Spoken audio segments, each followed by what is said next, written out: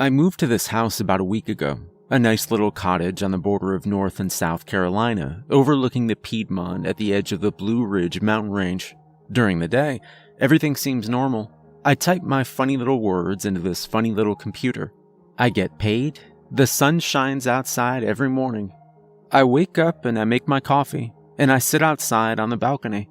Everything remains calm and quiet through the day, barring the times I host a dance party of one while waiting for my old microwave to kick into gear.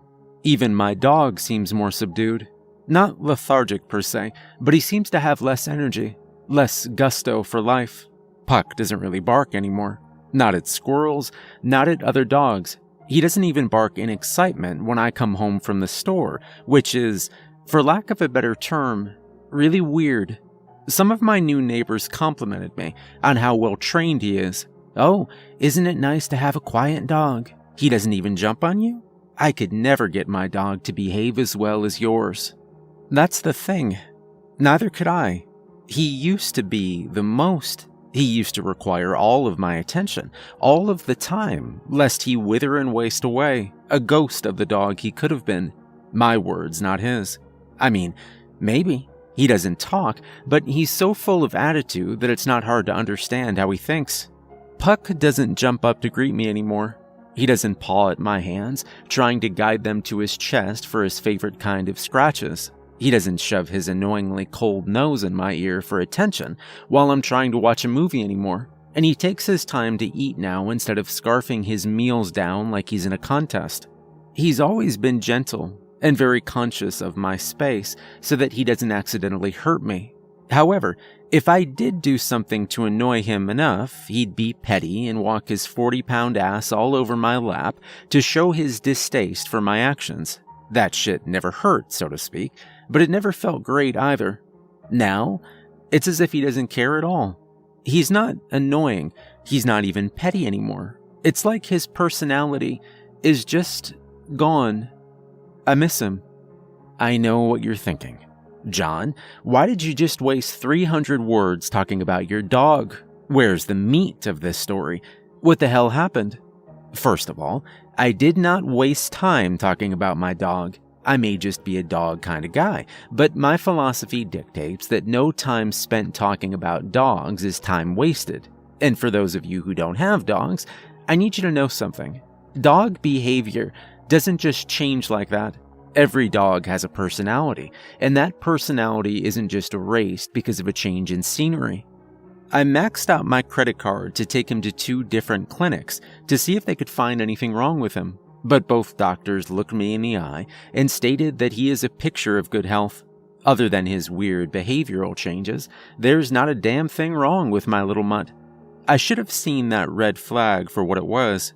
I should have noticed as Puck became more jumpy, more nervous on his walks. I should have noticed that he did his business as fast as possible before tugging on his leash to go home. That dog used to love meandering on his walks, giving everything in his nose range a good long sniff before moving on to the next interesting thing. I first heard the mountain's noise last night, at around 3 in the morning. I woke up in a cold sweat, the familiar sleep paralysis demon fading to the darkest recesses of my mind. That demon is almost an old friend to me now. It's the most consistent thing in my life, second only to my dog. I would greet it with open arms if it didn't scare me so damn much. After I checked the time, I rolled onto my other side to cuddle closer to Puck. I didn't normally like sleeping with my back facing the room, exposed and vulnerable, but Puck granted me a sense of safety and security that I just couldn't get without burying my face in his fur.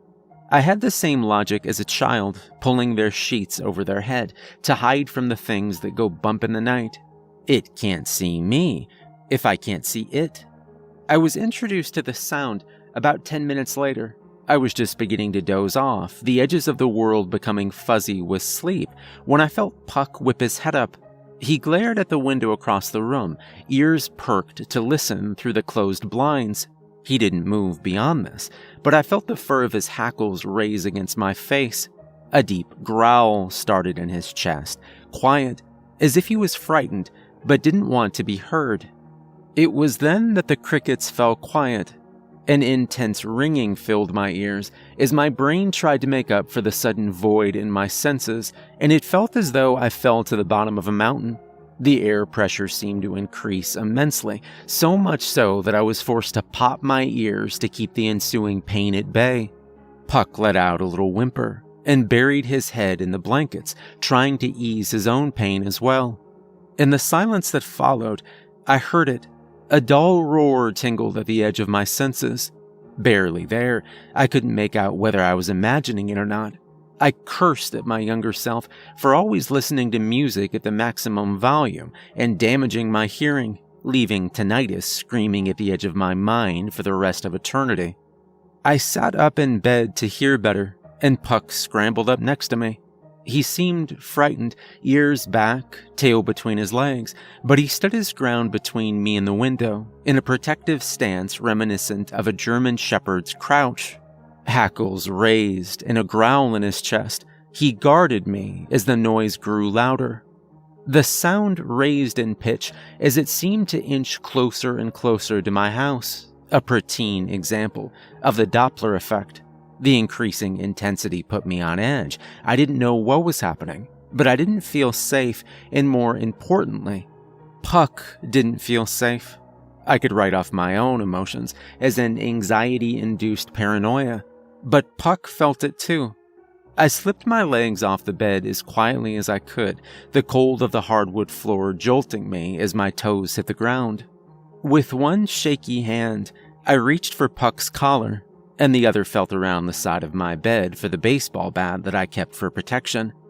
I thought about guiding Puck by his collar out of the room and into the hall, but elected to carry him instead. His claws would make too much noise against the floor. I shushed his growling as softly as I could, while the sound gained traction outside, now beginning to engulf the side of my house that faces up the mountain. The sound was screaming over the roof now. Like 1,000 people were crouched on my house, mouths to the shingles and the walls and the windows. Each mouth was letting out the most god-awful wail. My window looked out over the Piedmont, and the sound hadn't quite reached the south-facing wall yet. I didn't want to stick around for that. Phone slipped safely into the back pocket of my sweats. I scooped Puck up in my arms. I shifted his weight to my left side so that I could comfortably hold the baseball bat in my dominant hand.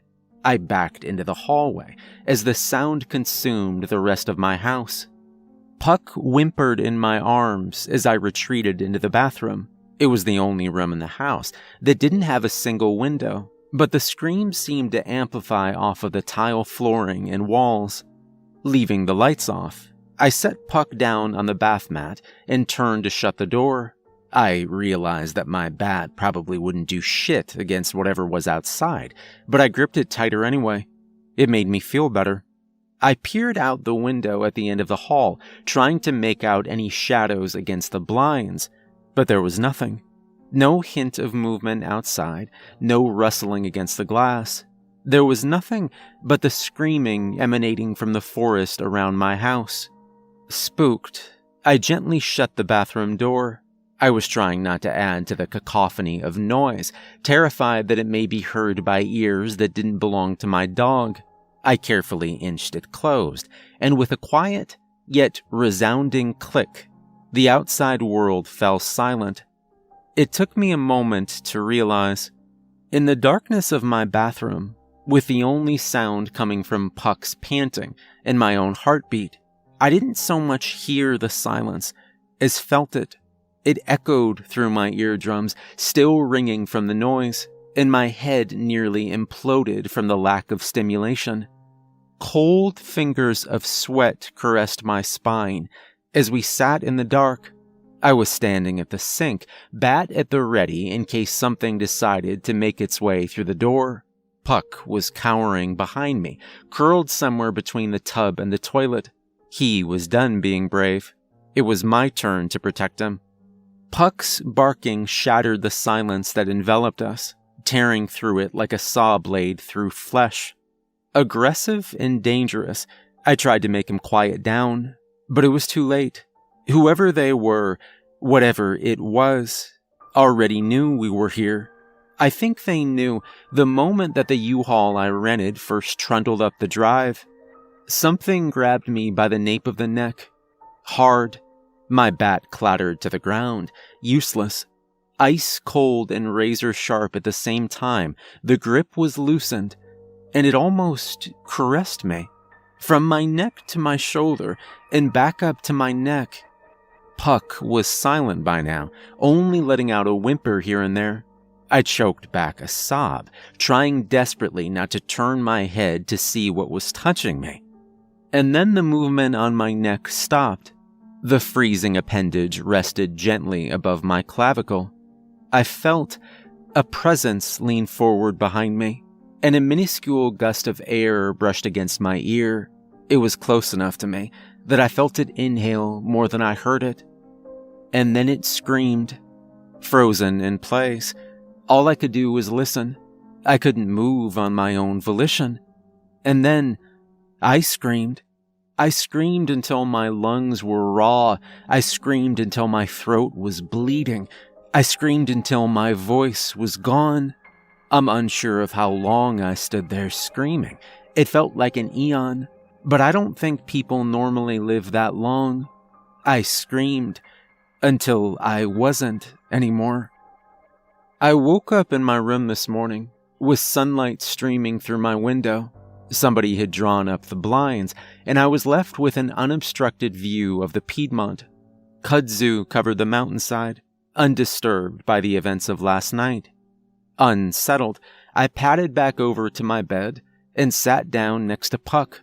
He looked up at me, bedhead ruffling the fur around his ears, and I gave the space between his ears a little kiss. He turned towards the window before facing back to me, a little whimper in his throat and fear in his eyes. Everything seemed calm, but the fear of last night was still palpable in the room. I decided then that Puck and I would be spending the night holed up in the bathroom. Whatever it was, managed to get into the room regardless of walls or doors, but the smaller space and lack of windows gave me some semblance of comfort. I don't know how good it'll do, or if it would do anything at all, but I dug through my mother's old jewelry and pulled out a couple of her cross necklaces. One got attached to Puck's collar, and the other one has been wrapped around my hand all night.